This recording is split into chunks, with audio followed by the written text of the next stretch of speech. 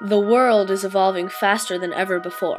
Every day, new things are being discovered, and when discoveries are made, learning is essential.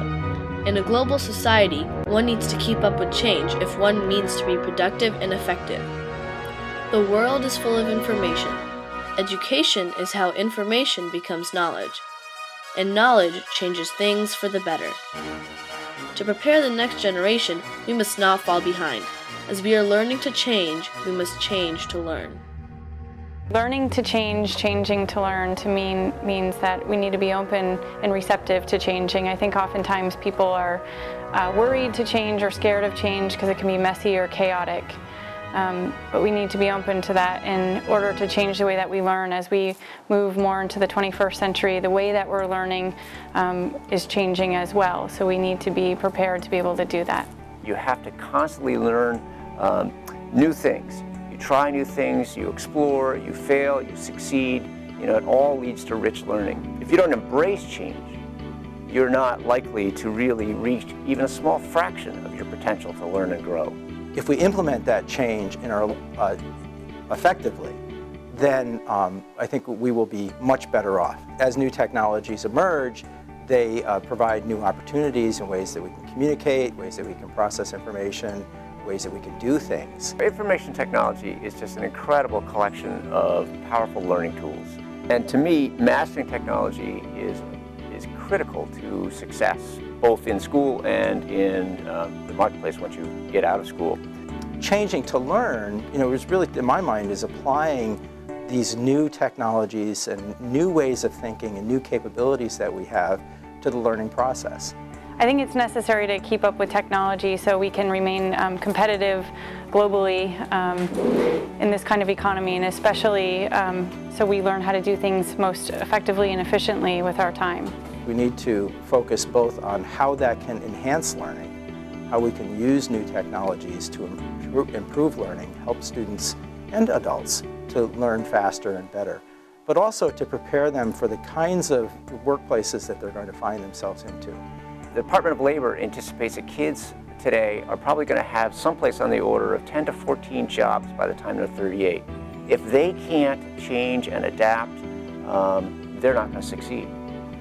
If we're not aware of those changes as they occur, then we're not preparing students for the careers that they're likely to be going into.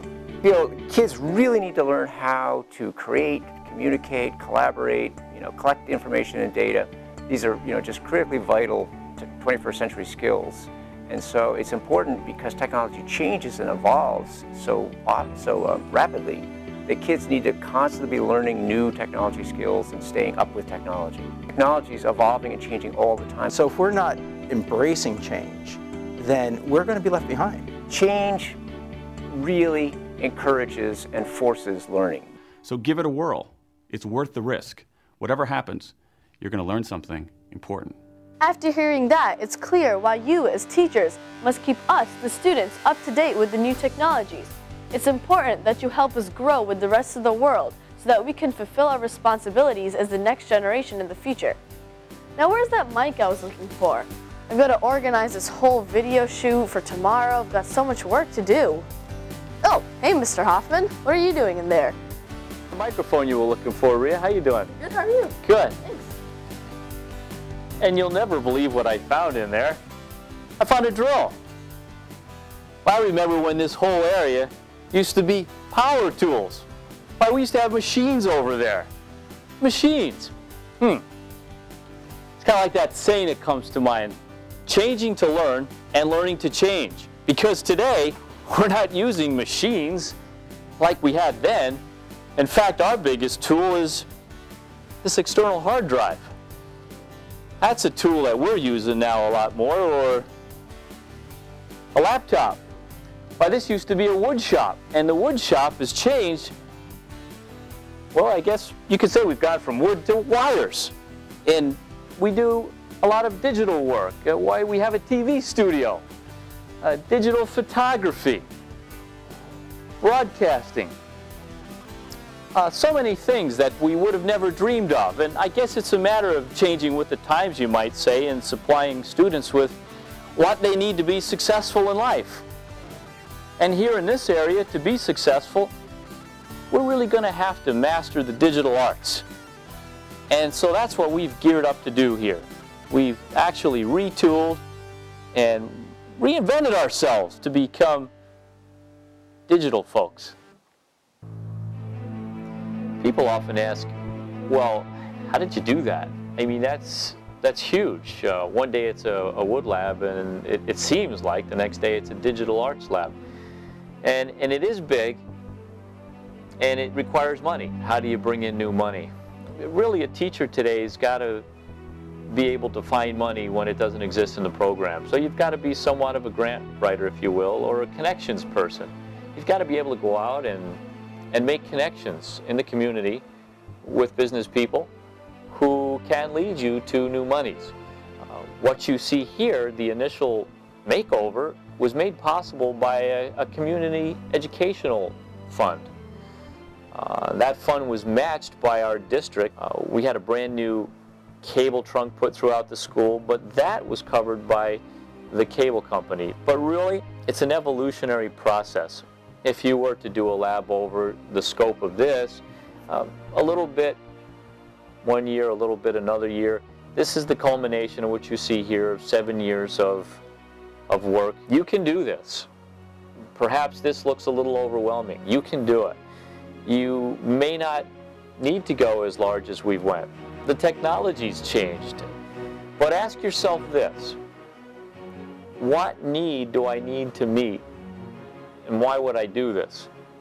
So we're always working from how do we meet the needs of the students. We identify the needs and what students need to be successful in life.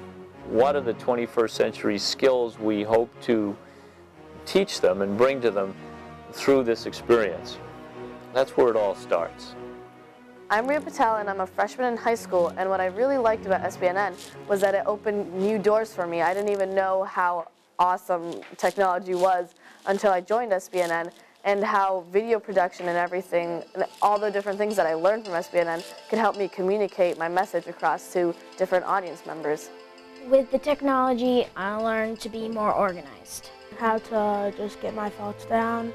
My skills in several different areas have improved. To make more professional slideshows. Using a computer, it makes my life easier in lots of ways.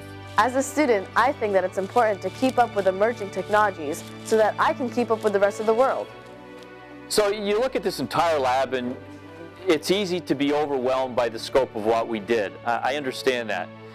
You've got to remember that it's taken 7 years to get this far. It wasn't done all at once, and we brought new monies into the program. It took a team of people at the school, administrators, district folks, all working together and supporting the idea from concept to impact. And this is what you see today. So you start out incrementally, or perhaps you just have a little add-on to your existing program, but let your needs dictate what you do with that. And remember,